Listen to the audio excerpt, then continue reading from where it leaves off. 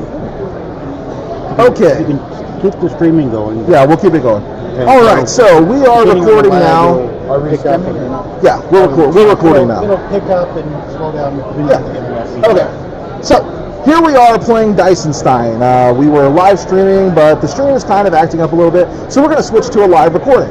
Now, I'm going to go through kind of the basics of how you start the game up, and then we're going to get back into the game exactly where we were after a little bit of a catch-up. So, with Dicenstein, this is a game where you play an Igor, and you're going through the graveyard and you're digging up body parts. At the beginning of the game, you want to take these little tokens and you want to put them in a black bag. And then you want to randomly draw them out and place them on the board in a random order. I like to do a little snake path, and this will determine what parts are worth what points. At the top of the board, you get the best trade-in, 4 parts in any combination of those monsters for 5 victory points. After that, you get a good, efficient trade-in, 3 parts of any of the 3 monsters in any combination for 3 victory points. And then at the bottom, it starts to get less and less. And at the very bottom, you've got boss monsters that you can trade in one time during the game and score quite a bit of points with pieces that maybe you don't like or are worth no points good to you at all. Now, at the beginning of the game, you're also going to deal out 3 of these very cool,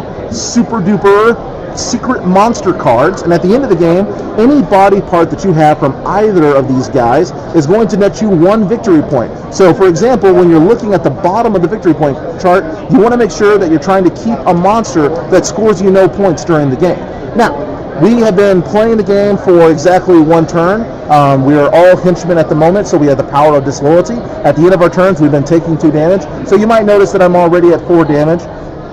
I may or may not have cheated the last time I played, but I accidentally kept a die.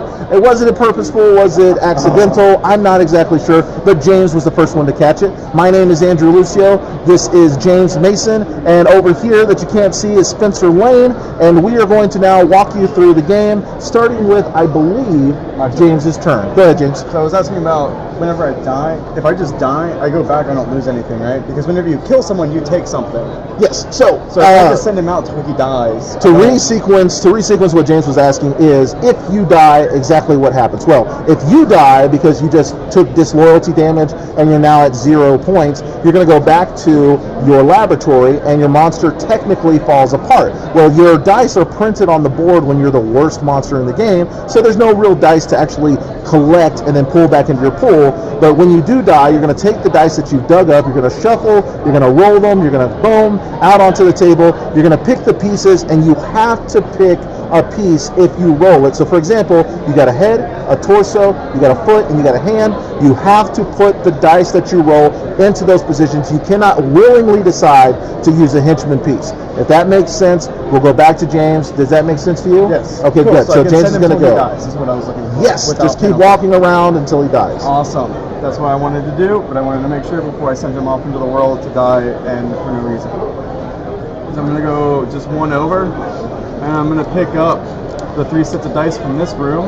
And the dice will go in this bag. So I got dice for Invisible Man, the Mantis, and the Gilman. So I put them in the bag, shake them up, and I'm going to reach in blindly, drawing out 1 Gilman, drawing out an Invisible Man, and drawing out a Mantis. All very good monsters. Every monster has its own unique power, which you will be able to read in between turns on these very cool monster cards. You'll also notice that at the bottom of the card, we have different dice layouts so that you can kind of strategize about the parts that you want to pick up to build the perfect monster that you want to build. I'll give you a tip. Early game, the more dig you have, the faster you're going to win the game. Alright, and since it's the end of my turn, my henchman unfortunately is decaying, so he goes down 2, and he's now at 2 health. So next turn he will die. Disloyalty!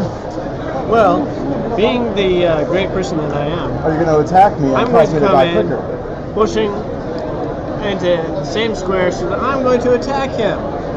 Now remember, when you move into an opponent's square, you have to immediately attack them. After the attack, if you still have movement, you may feel free to keep moving, or you can choose to stay in the space, which will push your opponent out 1 space in any orthogonal direction, because all movement in the game is orthogonal unless you have the special gargoyle power, which allows you to move diagonally. Alright, so he rolls for his attack.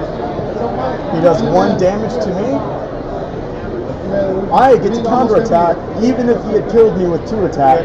The die has, it's hard to see, it has 3 slashes for a single point, a crisscross for 2, and blank for no. So since he did 1 damage to me, even if I had died, I get to roll a counterattack, and I do 1 damage to him. And I immediately take that damage. He immediately takes the damage, and he pushes me orthogonally. So choose which space James's face goes into. All right, perfect. Right back to where I was. Perfect. All right, so now he can choose to scavenge, and when he scavenges, that's going to immediately end his turn. Remember, kids, it's always beneficial to scavenge. You should scavenge every time. You should never really choose to not scavenge. Ooh. Now he's taken out a number of dice randomly, equal to his dig score. So as I told you before, more dig early in the game is super beneficial. Will help you win the game. All right, so the dice from the bag go back into the space. He takes his 2 damage from his henchman's superpower disloyalty, and then it's going to pass to my turn, and then I'm going to go. All right, so I really want that Gilman power, because the Gilman power is that you get 1 more dig, and it's super good. So I'm going to take 1 space into this space right here, and I'm going to dig and scavenge, and I put the dice in the bag. And I'm going to roll it up. Oh, baby. I feel the magic. My dig is 3, so I'm going to draw 3 out. And ba-boom! 1 Gilman! Yes! Success is mine. I am going to now place these dice back into the space that I'm in. And then I will pass my turn over to James. And James will take his final turn. With this henchman. With his henchman. Because he is going to die, because he's not going to make it back to the lab. He's going to run. He's going to keep going until he Oh, dies. I forgot to take 2 damage at the end of my turn. 1 and 2. We are going to go for... Oh, I thought I had an idea. Now I don't remember it. We're going to go 1, 2. So I'm going to take some swarmlings, some mummies, and some... Ah! Everyone dies! They're all over. I mean, my guy's passing out while he's digging, so it's okay. Alright, putting them back on the board. Yeah, he's about to be taken off. We're extremely clumsy, so forgive us. Alright, so I'm going to reach in. Not going to look. I'm going to draw out 1 vampire. I'm going to draw out a mummy. Oh, yes. I'm going to draw out another mummy. Alright, so all the dice go back into the space. He's going to take 2 damage from his disloyalty power, which is going to kill him. Now, when he dies, he's going to go immediately back to his laboratory. If he had body parts already on him, then they would immediately fall apart, and he would have to roll all of his dice and build a new monster, which is what he's going to do as Spencer takes his turn. And the reason we do this is for time purposes. While another person is building, you don't need to stop the game in order to see what they're building. Just go on with your next turn. Spencer, take it away. Alright, I'm going to go ahead and take my first 2 movement, come up here to where I have Plant Man, Gargoyles, and Unicorns. That's right, kids. Unicorns are monsters. They're terrible people.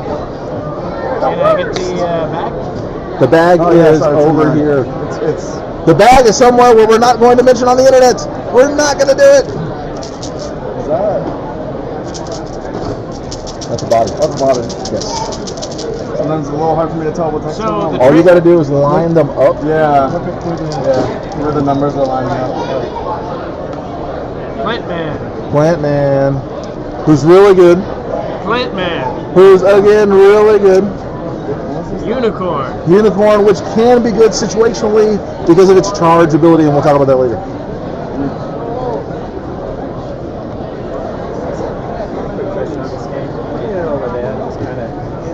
Is there a limit to the amount of dice that you have? So there is no limit to the amount of dice that you can grab from the center. You could have 30 or 40 or even 50 plus dice stacked up, doing whatever you want them to do. Remember though, when you're building your monster, you can only use 4 dice, and you have to use any pieces that are rolled. You cannot choose to keep a piece from the henchman because he's terrible. Why would you want to do that? Okay, because basically what we're running into is now we've got everything set up with the victory points, but now everybody's got so many dice in their collection that we're able to just, it doesn't seem like there's a lot of fighting. So remember, there's two ways to end the game. The first way is to get to 20 victory points, and that will cause the last round of the game to play out, and then everyone who's taken their turn will score their victory points. The second way to end the game is all the dice get completely dug out of the graveyard. Now, if you run into a situation near the end of the game where you have minimal dice in the graveyard, then the only thing that you should be doing is fighting or purposely walking back to your laboratory on an alternate turn, so that way, one, when you get there, you'll fall apart, you'll trade your parts in to get victory points, you'll build a new monster, and at the start of your next turn, you'll get to do the trade-in action a second time. So in this situation, you'll be able to trade some points in. Now remember, every turn you have to move and attack always. So if you can move to somebody and you can attack them, you have to do it. That's part of the game. That's what it is. So you always have to. So you can't just move and pick up. You have to move and attack. That is correct. So you have to actively move towards someone to attack? Yes. You have to actively move to attack someone? Yes. Oh, we did that wrong. You must move and attack. Now, you can move in a direction where you don't end up. Oh, okay. You have to make the attack. Okay. You can move in a direction where you don't end up with another monster. You don't have to actively attack anyone, but you must move and attack on every turn. So if there's nothing to dig up, then you go move and attack. 4 victory points. 4 big victory points is what you can score for killing. It is almost the most efficient way to score victory points in the game. All right, so I'm guessing right now Spencer has died as well. He's rolling his parts. So I'm going to take my final turn before I die. I'm looking around the board. There's a lot of interesting powers and makeups, but to be honest, I only care about points. So are there any robot points that I can get to? There is some robot points I can get to, and it's got some werewolf stuff. Well, I got some werewolf stuff. I think what I really like is probably more Gillman stuff. So what I'm going to do is I'm going to move out and then move back to my space, which you can do, and then I'm going to dig. Yes, you can do that. You can move out and you can move back because you get 2 movement, and you can move in any direction you want as long as it's orthogonal. As long as it's orthogonal. The diagonal, again, is reserved for the gargoyle. Now, at the end of my turn, I'm going to take 2 damage.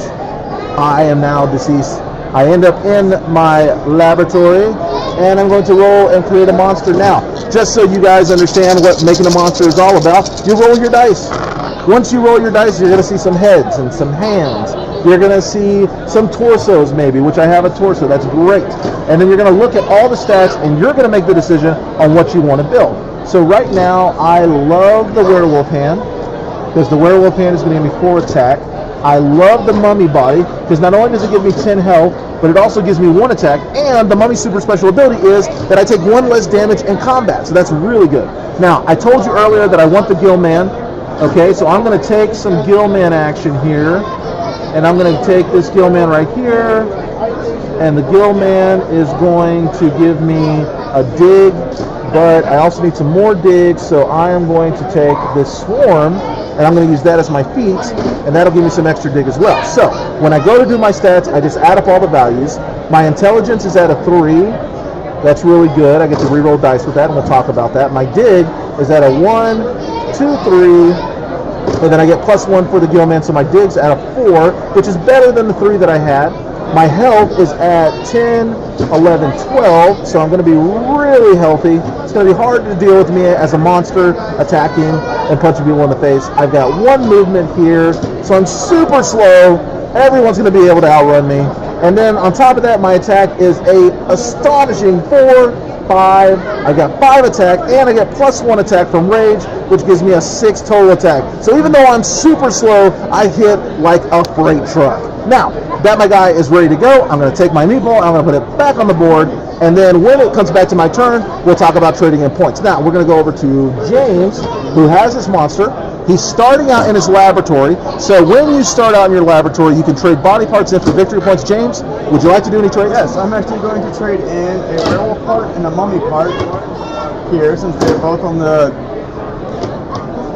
1 victory point tier to get 1 victory point.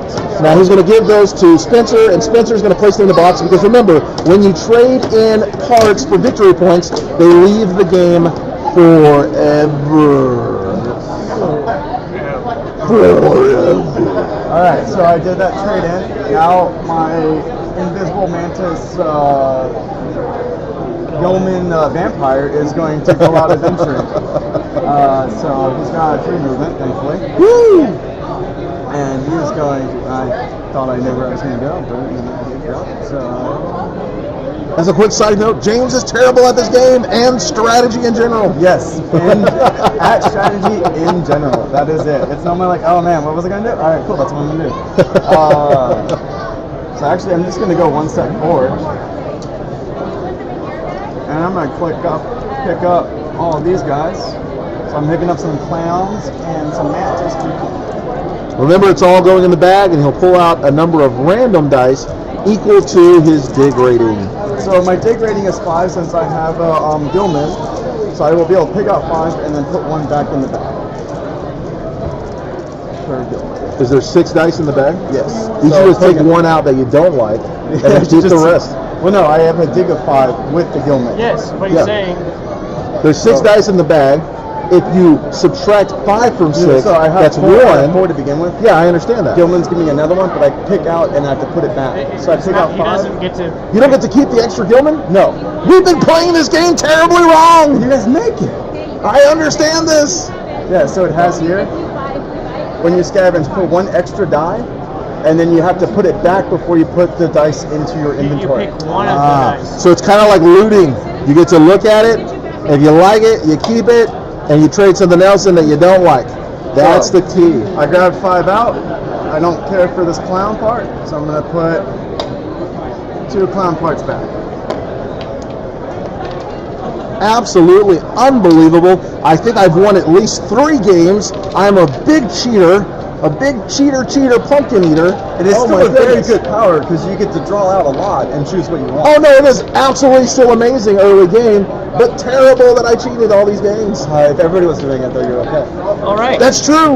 It's I not forgot cheating about if that. everybody was doing it. So, with my Gilman gargoyle unicorn that has swarms for hands, he is very fast. Oh gosh. He's got a speed of 4, plus he can move diagonally.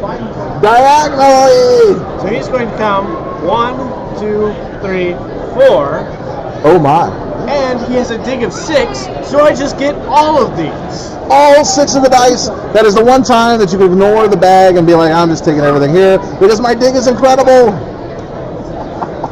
All right, so I have 1 movement. It is now my turn. I'm going to slowly ease my way into combat situations by first moving into here, doing the dig.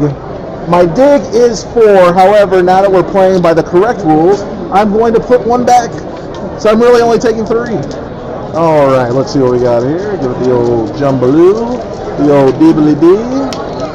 All right, then we're going to pull out 4 dice. You know what? I don't really care about this guy, so that's going back in the bag. But it really doesn't need to go back in the bag. I actually should have just taken it and put it back on the board. But you know what? Hey, that's life.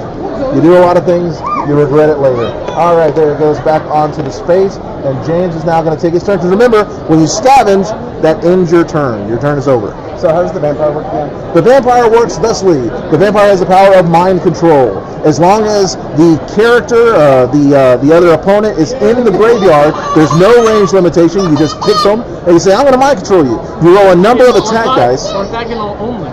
What's that? It's also Only orthogonal. there. Yes, it's also orthogonal only. Sorry about that. It's not a diagonal movement. Even if you have the gargoyle special power, that only affects movement. But it has to, the person you're going to mind control has to be orthogonal in a nice straight line in front of you so you can see them. And then what you do is you roll a number of attack dice equal to your intelligence.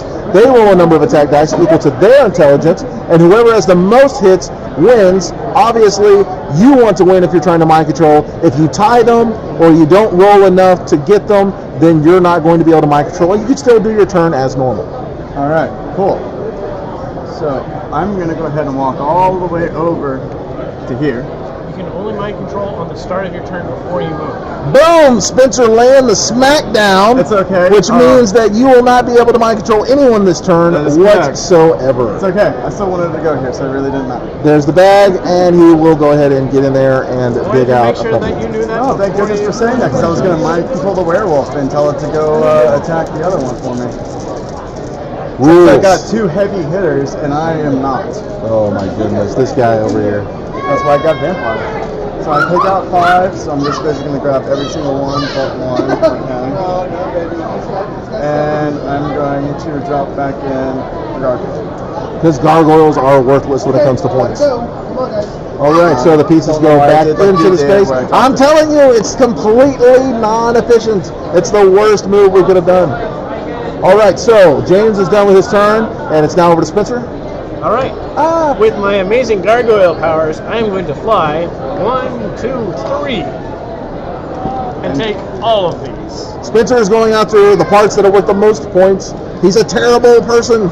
Yeah, he's going to right face here in a second. Oh my goodness gracious. Well, I've only got 1 movement, so it's not like I can do anything about him. So I'm guessing you're going to have to do something about him. Unfortunately, he keeps going away from my orthogonal mind control attacks, which is what I was going to try and do. Exactly. All right, let's see. I got to look at my dice. I got to look at what I got. I got to see what this is.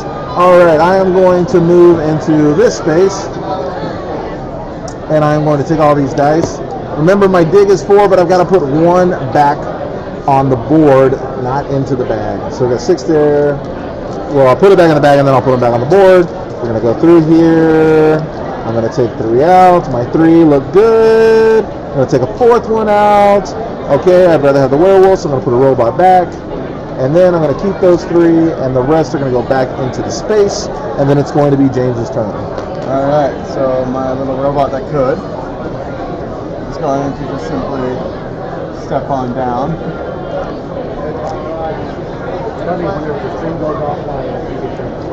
I know, right? I'm a happy person. And we're getting like every now and then a second of our stream. Alright, so I put all the dice in the bag. Pull out another 5. So I'm going to put a clown back in.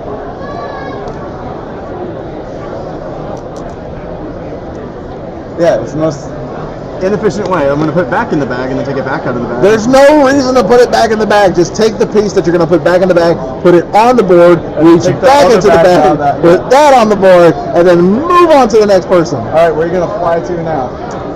I'm going to fly to here. Take That's all what I of thought. these. There's really nothing we can do now, kids, but I've got a plan. Hopefully I'll be able to kind of stem the blood flow that's going on right now. I'm going to move back into this spot. I'm going to dig. I'm going to take all 3 of these vampire pieces because I can, and then I'm going to end my turn, and it's now James's turn. Alright, Mr. Robot is going to... I don't know why I keep trying to chase him. It's not really... Well, actually, I'm not really. But Moving 2 there. yeah, so I'm going to take... Look, actually, wait. So I can cash in before I start moving, right? No. But it was even whenever they're out, you can trade. Nope. Oh, we've been doing that wrong. Nope. Remember, kids, if you want to trade in parts for victory points, you got to make it back to your laboratory. As soon as you step through the door, when you do it intentionally, you're going to fall apart. You're going to trade in the parts that you want to for victory points. Remember, you can only do it once, and then you're going to roll a new monster. And then on your next turn, since you're starting in your laboratory, you get to trade in again. All right. So all but one of them. There's like 1. All right, so I'm going to put the clown back. I'm not going to put it back because I figured out that doesn't work too well. Better to put it directly on the board. So 2 clowns now hanging out. And that is the end of my turn. All right, it is now Spencer's turn. He's a big cheater head. Go, Spencer. Oh, you're just jealous of my flying and... I'm terribly jealous. You also haven't looked at my health, have you? Oh, my God. Yeah, he's got a high dig and a high health. And can move for some reason like crazy. For whatever He's reason, really my tough. monster build was terrible. I thought mine was good until I saw his, and I was like, oh my gosh. His was way better. better. Attack. Like, I don't know how he... You've been studying the rule books and know all of the monster parts, don't you? You see all the dice that are in front of him. There's no limit to the amount of dice you can hoard. You can hoard all the dice. All right, so it's my turn now. I've only got one movement. I guess where I'm going to go? To the laboratory. When I go into the laboratory, my monster falls apart, and then I can trade in pieces. I'm looking over there. I'm looking over here. I want to get the most pieces that I can, so let's take a look at swarms. I don't really like swarms, so I can get rid of those. I got a robot piece. There's a third, and then I don't have any unicorn, so I guess I'm going to have to trade in a Gillman, which sucks, but I'm going to do it anyways. I'm trading these 4 in. Put them in the box, please, because they're gone forever. And I'm going to get 5 victory points. Has anyone else moved up points? I went up 1. All right, so I got 5, and Robot's got 1 victory point. We didn't move them up earlier. We should have. I'm sure everyone on the internet is going to be furious. Why didn't you move them up 1? All right, so yeah, we're gonna take that guy off. Forget you, Frankenstein. You're a terrible person, and this dice game was not named after you. All right, so back to what I'm doing. I traded in my parts. My monster falls apart, and then I'm going to roll a new monster. And as I do that, James is going to take his turn. All right, so I'm going to go ahead and move. I wasn't going to point that out, however. 1, 2, 3 movement. So I'm just going to lay there because I can't get him to stand up for some reason. I'm also going to knock over someone else's piece. I will put the 6 dice that I picked up in the bag. And draw out 5. And How to serve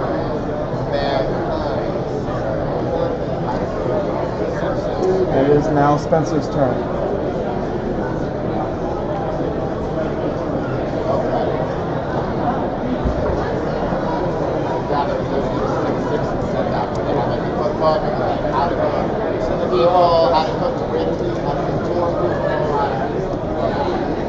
And it is now Andrew's turn. All right, so now that they've taken their turns and they failed to tell you exactly what they were doing on their turns and why they were doing it because they're terrible people. Oh, sorry. I'm going to figure out. No, I don't want to hear it anymore. You're terrible. You're fired. And you're not even hired. Wait, we're being paid for this? No, you're not. Let's go back to what we were doing. All right, so I built my invisible werewolf man. You can't see anything above his feet, and all you see are 2 hands floating around. But this is what we're going to do because I think it makes the most sense. I've got to do my stats out again. So I've got 7 health, not too much. I've got 3, 4 intelligence, so pretty good there. My dig is a 1, 5. I got 5 dig, but 6 with the Gill Man. And then I'm looking at movement. I've got 2, 3. I've got 3 movements, which is not terrible. And then finally my attack is a 4. And then I get +1 for the rage, and that makes 5. All right, so let's get on with my turn. Now, at the beginning of my turn, I get to trade in stuff, 4 points, because I'm starting in my laboratory. I'm going to look at the board. I like some of the things that I see. Do I have enough to trade in and get some actual points? Clown, Invisible Man, Plant Man. I don't have many of those. Mummy is terrible, and so is the Wolf Man. So I'm not really looking at a lot of stuff. So what I'm going to do is I'm going to take this vampire, this vampire, this vampire. I'm going to take this mummy. That makes 4. I am going to take, I don't know. Let's see, what is this? Is this a Gill Man? I don't want to trade that Gill Man. I'll get some points for that one. But you know what? I'm going to do it anyways. I'm going to do it. Yes, I will trade in 5 for the 4-point boss monster. The token is mine and nobody else can get it for the rest of the game. That'll move me up the victory track 4 points. I'll go from 5 to 9. I'm in the lead. I'm winning. And then once I am done with that, I get to take my turn as normal. I'm looking around the board and I don't like what I'm seeing. So I'm going to swiftly attack the robot. Here I come! Wolfman! Ah! Now, once I get to the Wolfman, we are going to do battle. I'm going to take some combat dice equal to my combat rating, which is 5. And then I'm going to roll those combat dice. All right, now I have an intelligence rating of 4, so that means I get 4 rerolls. That doesn't mean I choose 4 dice and then roll them all once. That means I can take 1 die and I can roll it 4 times if I wanted to. But I do all of my rolls before the defensive player can make me do any rerolls, or they can do rolls of their own. So here we go. I'm going to take this one. I'm going to reroll it. I'm going to reroll it a second time. I think I want to keep that 1 damage. What do we got here? 1, 2, 3, 4, 5, 6. You know what? I like 6. He's got a mummy piece though. No, he doesn't. All right. So I'm going to do 6 damage. He's got nothing that can make me reroll, so he's going to take 6 damage and go from 13 down to 7. And then he gets to roll his attack dice. How many attack dice do you have? 0. Bupkis! So he gets nothing. You have no attack. Then Nice. I'm going to end my movement there because I have no more movement. If I did have movement, I could continue to move and attack. Let me see real quick. I went 1. I went 1, and then I went 2, and then I went 3. So no matter what, I wouldn't have any more movement. So I'm going to push him now, and I have to push him orthogonally, and I'm going to push him right here into this space. And then I'm going to laugh maniacally, but then he's going to laugh at me because I have nothing to dig up, so I have no points to get. And I am through with my turn. Pass it over to James. All right. Well, I'm going to go ahead and actually send my robot, or I guess he's my invisible mantis yeoman vampire, back to the lab to qualify. And I'm going to go ahead and turn in 5 robots and 2 unicorns to get. No, it's only 4 damage. He only needs 4 pieces to score 5 victory points. So he's doing any combination of, and he's going to choose. I'm going to do 2 robots and 2 unicorns. We'll hand them over to Spencer. They'll go into the box, forever into the abyss. If you would please move me to 6. We're going to go from 1 to 6. And now I got to figure out how I'm going to roll all these in my little itty bitty space that I have to rebuild my robot. I like the plop effect, and you should do it right here on top of that. If you would please move.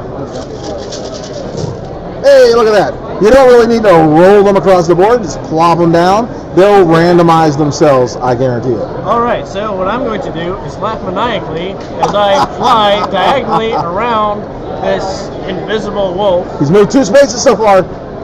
3 and 4. He has how much movement? 4 movement. What a terrible person. Now, as soon as he gets there, he falls apart, and he can now trade parts in for victory points. What would you like to trade in?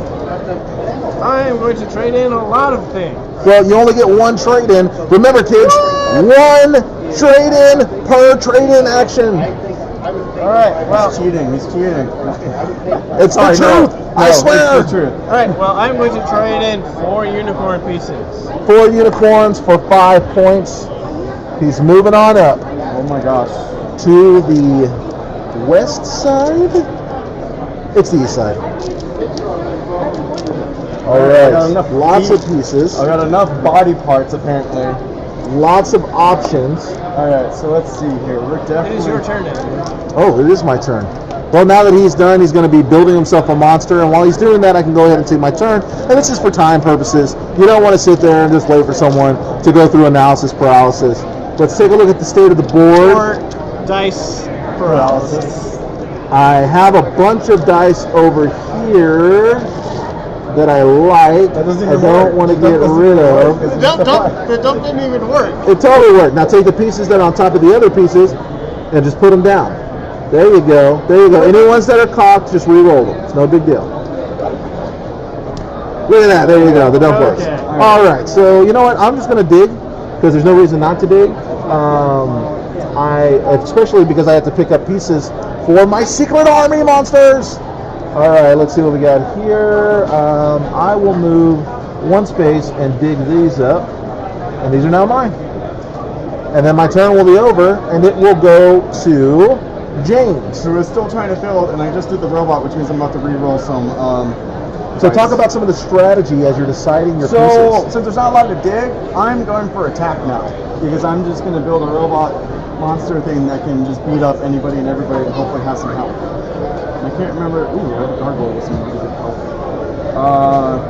So I want to hold on to that and see if I get anything better. So I just placed a robot on because it gave me 3 attack, which the robot special ability is when you place it, you can re-roll any number of your body parts at that time. So I got to figure out, well, I don't need any more feet, so I can get rid of that. I have more than enough body torso parts. So as you're listening to James, what he just said is very good strategy. When you're placing your body parts, it matters in the order that you place them. He placed a foot, and since he no longer needs feet, and he wants the attack from the robot hand, he places the robot part, and that allows him to reshuffle, re-roll some of his body part dice. It's any number that he chooses, and he's going to re-roll the feet because he no longer needs them. And it also looks like he's choosing a few other dice. But again, strategy. It makes the difference in the game.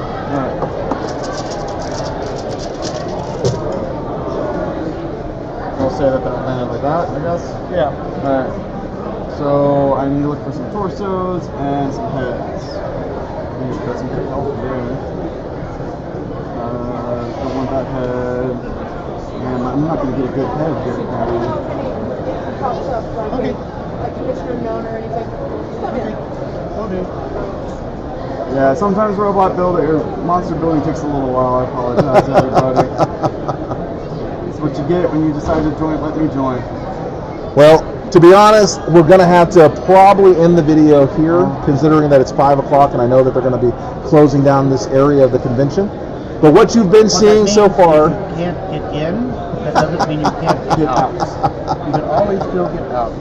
I understand that, but I know the convention organizers, and I know they're going to be around here, and they are going to tell us to wrap this up. So if you want to, we can wrap it up now. We're at a good stopping point anyways. Yep. So basically what you've seen is Dicenstein. You've seen the strategy in the early game. You've seen the strategy in the late game. And now at this particular point in time, we're very close to the 20-point marker, and we're also very close to digging up every body part in here. And either one is going to send us into what is called the last and final round. I can tell you right now, probably Spencer was going to win. He had at least 2 more turns to do 2 different trades. Now remember, you can't exit the laboratory and re-enter the laboratory in the same turn, so you have to do it on additional turns. But again, he would have had at least 2 more turns. But we were so far away. We were like more than 10 points away from the 20, and he has all of the dice. He dug up every body part, and we walked out here like, oh. So remember, digging is super important in the early game. If someone is building a monster that's super good at digging, you may want to cooperate and kill that person quickly, forcing them to not be as good at digging because they will take all the dice in the game. So anyways, my name again was Andrew Lucio. We're here for Bob's Weekend Wonders on his channel. This is a Peterson game. It's called Dicenstein. You have to pick up a copy as soon as you possibly can. For James, Mason, and Spencer Lane, we will be now signing off. Take care now. Bye-bye then.